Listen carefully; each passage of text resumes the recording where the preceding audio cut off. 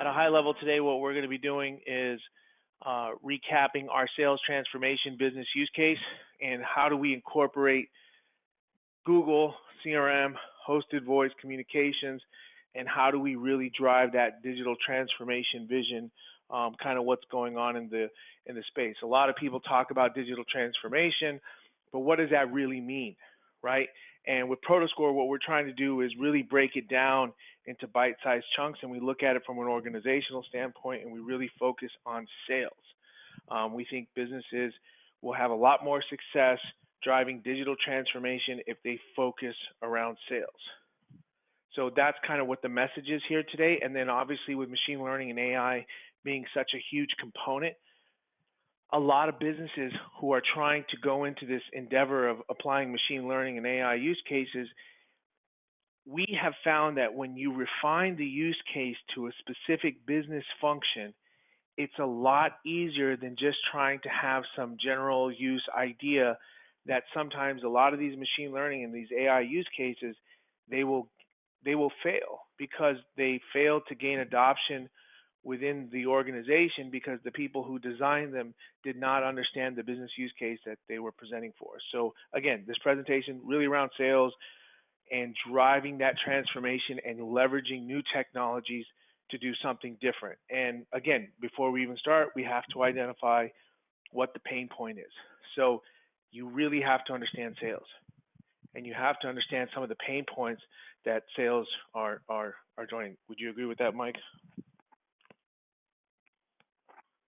Yeah, absolutely, Chris. I mean, I think sales are the earliest adopters when it comes to technology and how you can improve productivity and performance within an organization. Awesome. So with that being said, let's just jump into some quick stats.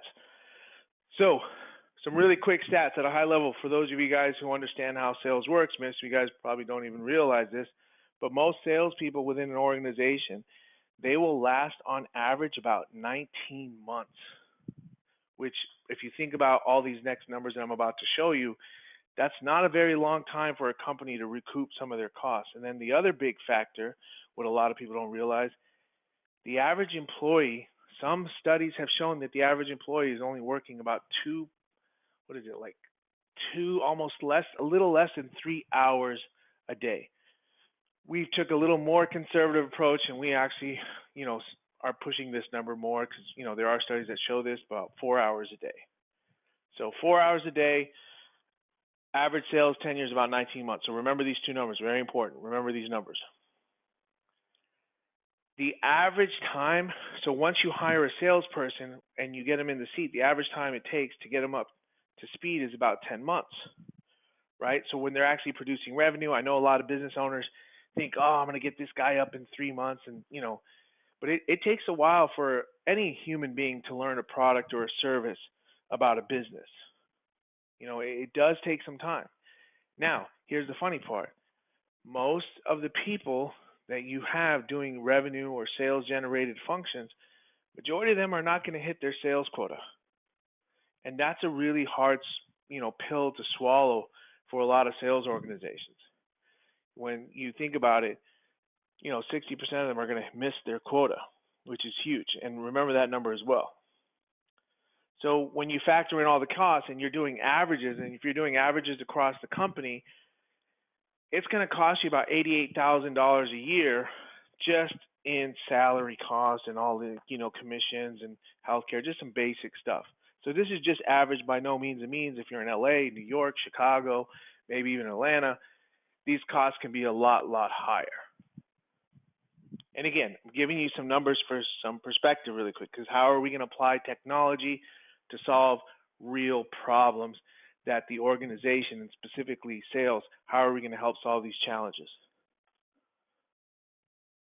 Another factor when you're dealing with hiring with salespeople don't just magically emerge on the scene. Somebody is behind the scenes within the company being paid a flat fee, flat commission to go recruit this salesperson.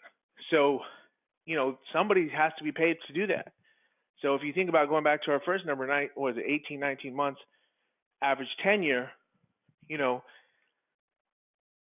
we want to make sure that these people stay as long as possible with us to recoup those costs from these HR people, whether you have them in-house or you're outsourcing. In a lot of sales organizations, they use outsourced consulting companies because, a lot of HR, they're just internal. They're not very good at recruiting salespeople. And then when you factor all that stuff in, when you hire a new salesperson and you account for all of the software, if you think about what's going on in the SaaS space, think of how much licensing software is needed for every employee that joins your company. Not to mention the hardware and the IT costs that are associated with onboarding those new salespeople, making sure that their products and services are working, in addition to communications, because you can't have these people using their personal cell phones. You need them to be using business lines.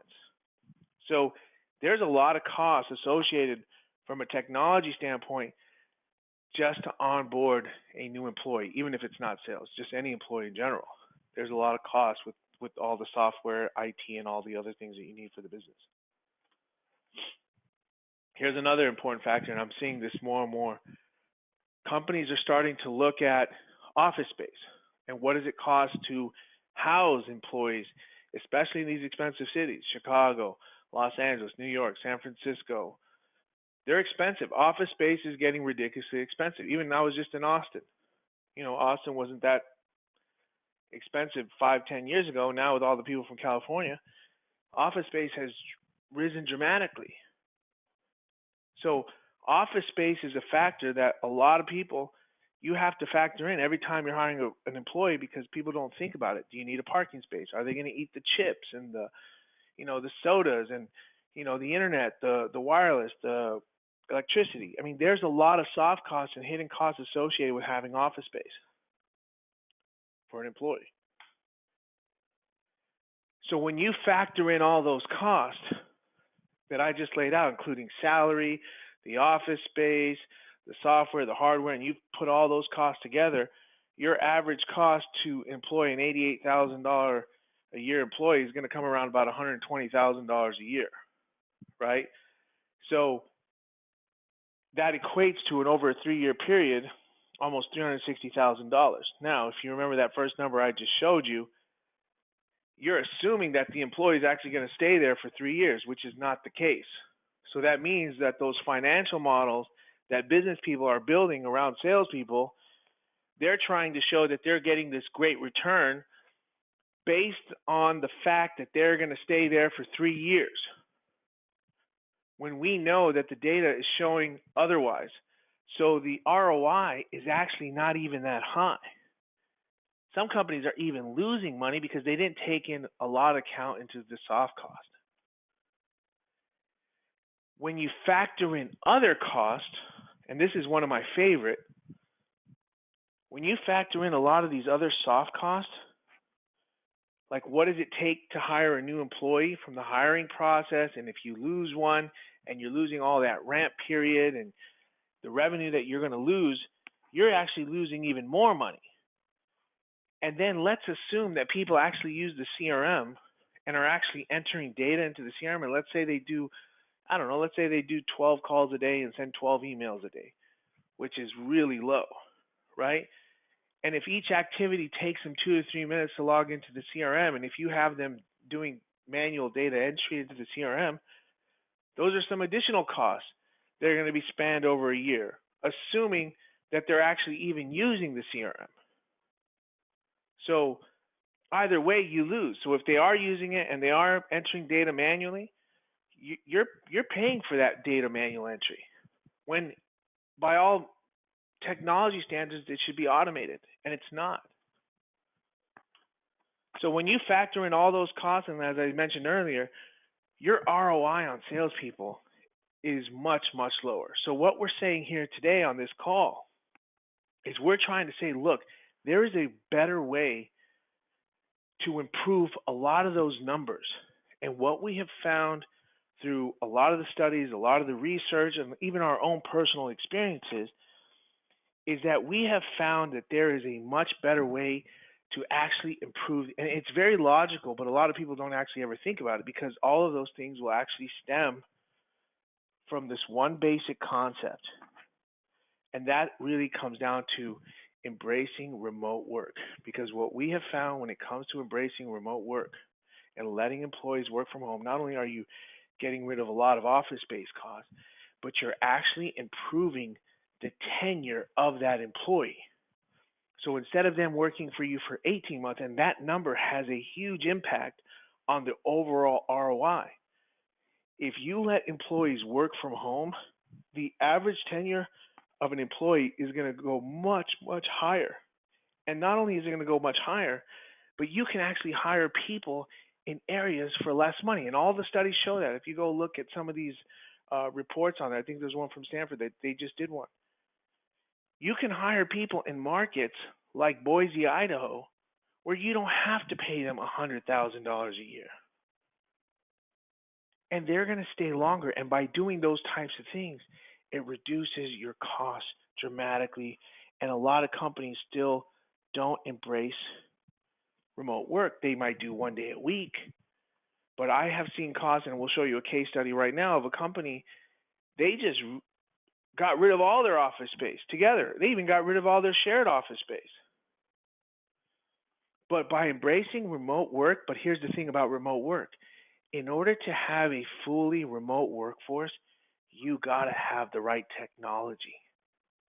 And that's where the struggle comes. Because believe it or not, most companies don't like remote work because they just logically in their brain, they think, oh, people aren't working. So in order to build a remote or work from anywhere type culture that will basically over time improve your ROI, especially around salespeople, you got to have the right technology. And that's kind of where all this comes into play. Because if you have the right technology and you have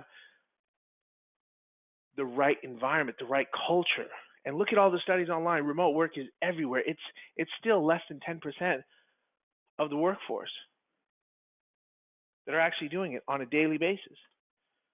So what we're trying to say here is that when your CEO or your COO comes to you and says, hey, listen, how are we going to embrace a work from anywhere? How do we get rid of office space?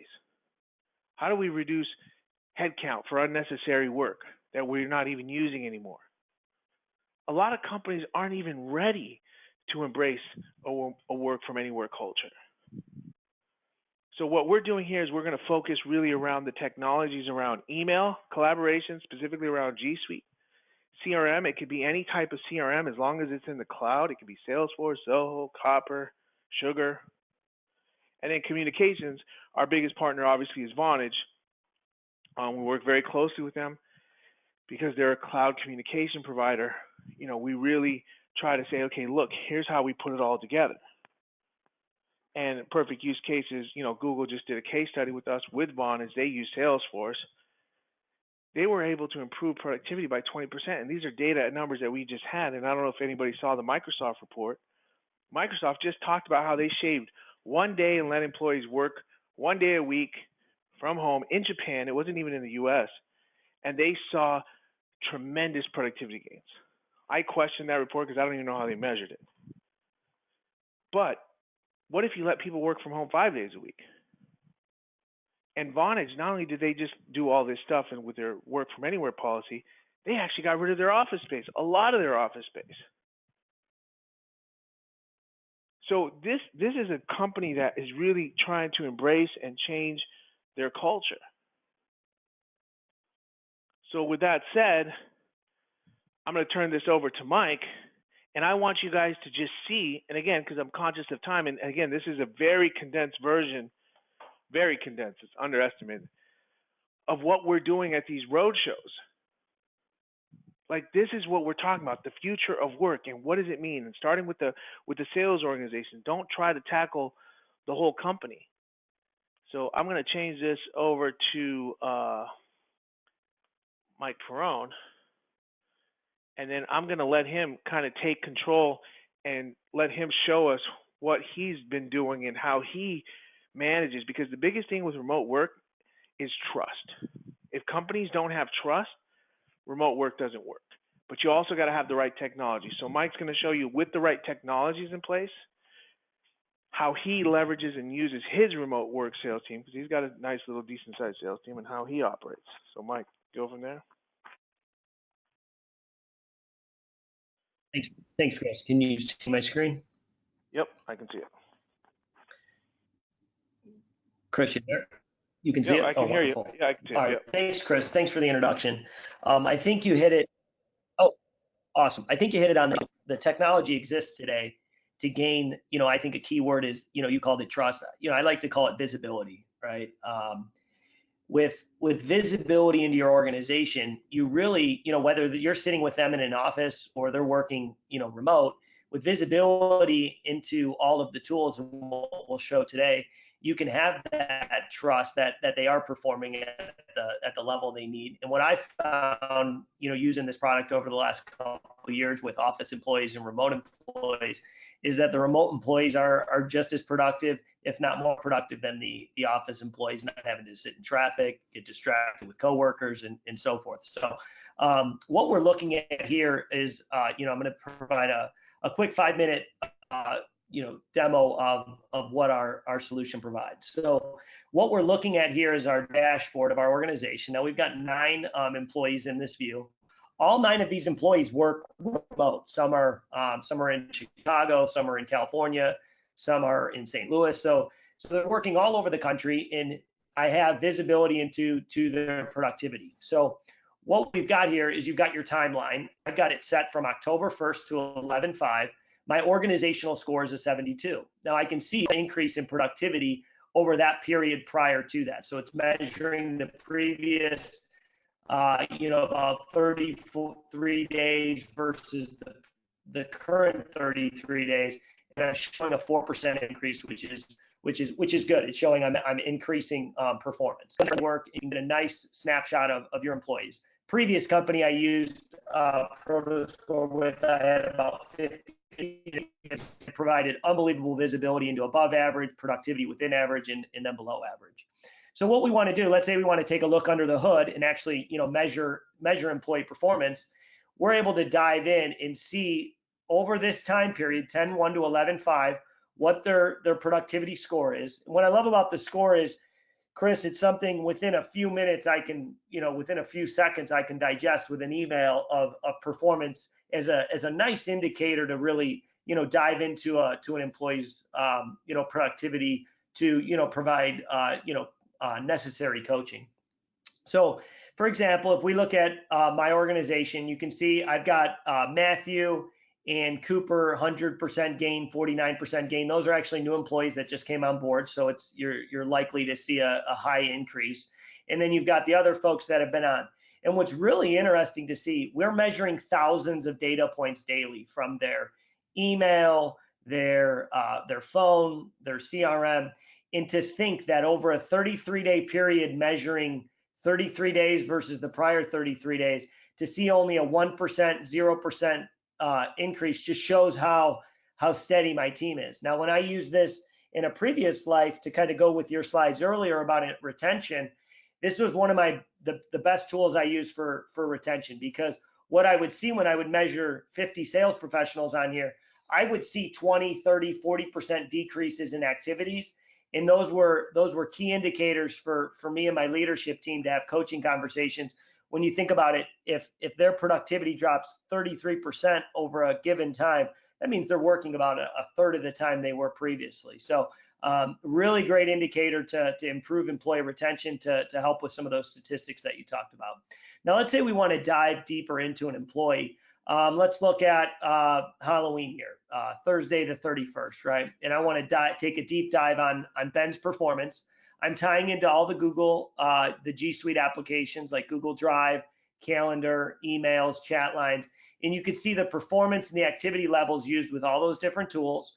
I can tie into the phone system. I can see, duration on calls, as well as I can see all of the calls. And what's really nice is we do sentiment analysis, where we'll actually record the phone calls and transcribe them, which I'll show you a powerful use case on that in a minute. When I look up here, I'm also pulling in Salesforce is what we use.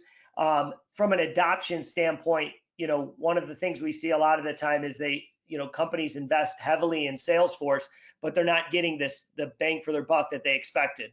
And you'll see here, This individual on October 31st did 437 different activities in Salesforce. So you can see the type of adoption we're able to drive. And we can pull multiple different fields out of a CRM to measure and score from there.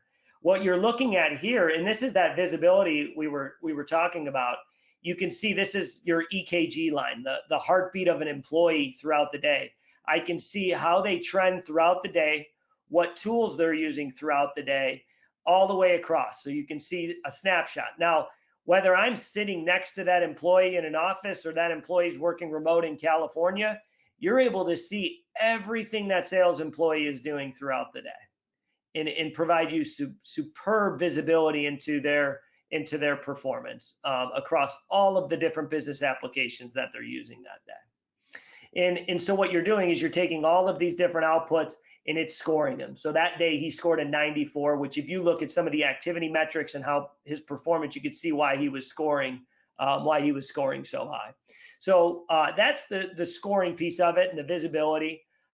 Correlations is a product we use, and what we're using Google's natural language processing to measure words in everything. So I always like this use case. We do sales assessments for organizations where we'll take we'll install the product and take a look back at their data for 90 days. But that's something we launched in early October. And what the power of this tool is, Chris and I came up with the strategy of talking sales assessments to our customers. And you can see Tuesday, Wednesday, Thursday, we launched in October 4th that engagement to our prospects. Look at the trends, right? It was only mentioned 22 times, 11 times, went up to 828. And you can see that messaging correlates with our sales team across the board. We can also see who's talking about the sales assessment and what products they're using the sales assessment, because we're pulling out language from all of the different product sets that we've got. So with those two tools, you can really get are we pushing the sales assessment? Is my team talking about it? I can clearly see here that word is trending within our organization. So that's a high level recap of the solution. Chris, I don't know if you want me to hit on any other points or. I mean, just high level, like the power of communications and like driving, how we can take the data. I don't know if you saw that part yet or if you show that, but like just, the power of mobility, having mobile business apps on your phone in order to capture the data, because now there's so much data hidden in our communications, but everybody's using their personal cell phones. Businesses are missing out on that data. And they're not able to do what Mike just said. Like Mike just ran that initiative. Hey, we're pushing sales enablement or sales assessments. A lot of times people in companies, marketing's pushing something, they have no idea if the sales teams are really talking about it. Correct. Like in this example, you can see the phone call, it's recorded, it's transcribed, and then we pulled out those keywords, right? That's where you see the word. If the team is talking sales assessment on the phone, we're going to get that word, and then we're going to put it into the trending topics across your organization to measure adoption of those topics. And that's very similar to how we would look at emails and so forth as well. Yeah, perfect. And again, I hate to do this. I know I want to be conscious of everybody's time, but I really think, and I'm taking back control, Mike. Sorry, taking back control, because I know we gotta get things wrapped up. And this is a very short, condensed version of our presentation that we basically did around the U.S. this year, 2019. We had a lot of great success. We enjoyed doing it. We had a lot of fun, really advocating the power of remote work. And what does it mean? What are the challenges? What are the solutions to remote work? Because a lot of CEOs, they don't like it. So here's the biggest problem of it all, right? So I show you this story. A lot of companies are still on-premise Exchange, or they're on-premise phone systems, or maybe they don't even have a CRM. So that's going to make it really challenging, right? So when we actually had a company in Austin, we just did, very well-known company. They had one of their guys were there for this presentation.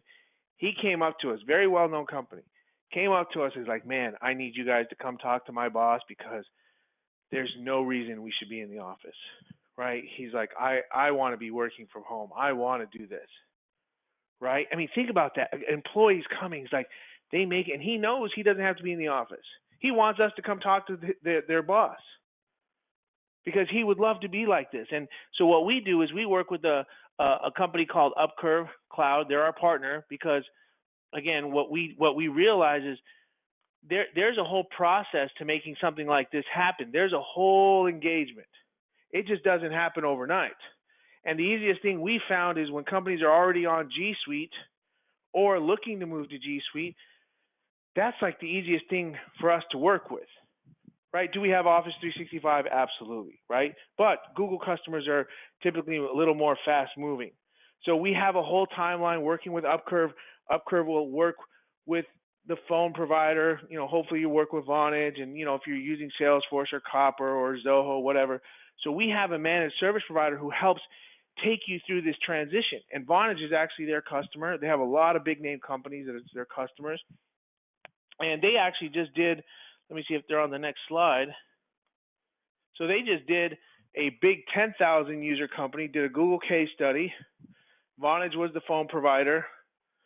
They had a mix of Salesforce and Sugar, 10,000 person company. They moved to Google, deployed this, and it just changes the way things are working. Like everybody right now, they're looking for a way, how do we build culture? And there's nothing that builds better culture than allowing people to work from home all the time. But you got to have the right technology. And it actually helps save the company money. It actually increases the quality of life for those people. They love being around their families. And I have a thing on my LinkedIn. Go on my LinkedIn, you'll see what I wrote. Like, it tells you what I do in my day. I spend a lot of time with my kids, but I work a lot too. I actually work more from home because I'm not distracted in the office. But you got to have the right technology, and you got to have the right vision of where you're going, because that's where everything's going. People want to work from anywhere, especially millennials. They'll take less money to work for a company if you allow them to work from home. And I know a lot of the established companies, they are not prepared for that mind shift. Smaller companies are more agile, and I welcome you to take our free self-assessment. Work with Upcurve. We can get you a free try the product if you're already on Google, and just look at the data. You'll be in shock. Free, 90 days. We'll pull data back from you. Mike, do you have anything else to add? No, I think that's good. I think we covered it. And again, there's a condensed version, and we'd love, I think the best thing is always to take our assessment. It's no cost, and you're able to get a score to your organization. And you'll usually see something that's surprising when you take us up on the assessment. Yep. And with that being said, I think we hit it on the head. It didn't take too much more, a little 1 minute over, but I thank everybody for joining the call, and look forward to hearing more from you.